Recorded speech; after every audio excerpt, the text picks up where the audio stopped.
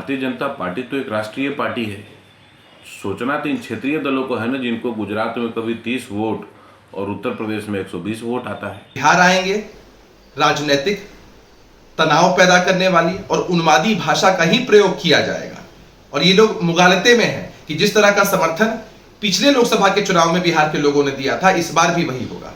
इस बार बिहार के लोगों ने मन बना लिया है, किसी भी कीमत पर भारतीय जनता पार्टी को सपोर्ट नहीं करना है। ये सोचना क्षेत्रीय दलों को है कि उनका अस्तित्व कितना है और कहाँ है। हमारा काम राष्ट्रीय भावनाओं के अनुरूप में काम करना है। इनका काम भ्रष्टाचार को जन्म देना है और इसी के आधार पर अपने वंश को आगे बढ़ाना है। आदरणीय अमित शाह जी देश के गृह मंत्री हैं, कहीं भी आ जा सकते हैं। बिहार आने पर भी कोई पाबंदी थोड़ी है। इससे पहले भी कई दफे बिहार आए हैं। बिहार के लोगों ने अपेक्षा की थी कि बिहार आए हैं तो बिहार के हक हुकूक पिछड़ेपन की बात होगी, लेकिन उन्होंने सिर्फ राजनीतिक बातें ही की।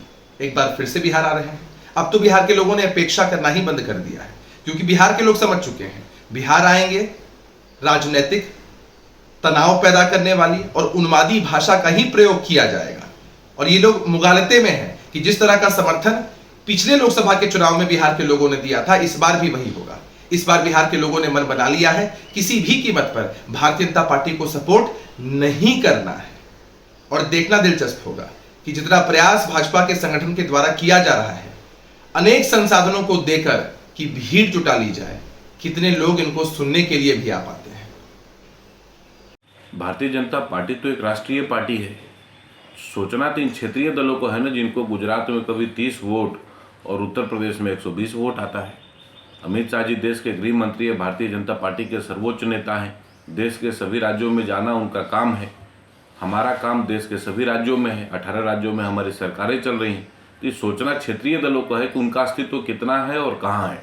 हमारा काम राष्ट्रीय भावनाओं के अनुरूप में काम करना है। इनका काम भ्रष्टाचार को जन्म देना है और इसी के आधार पर अपने वंश को आगे बढ़ाना है।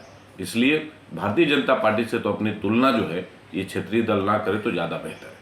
नमस्कार, मेरा नाम गरिमा है। मैंने इस बार यूपीएससी की परीक्षा में ऑल इंडिया रैंक 2 हासिल की है और मैंने अपने इस जर्नी में परफेक्शन आईएएस से आंसर राइटिंग के दौरान मदद ली थी। और मेंस पर फोकस करना बहुत इम्पॉर्टेंट है, बिकॉज मेंस का स्कोर ही आपको इस रैंक तक आगे पहुंचा सकता है।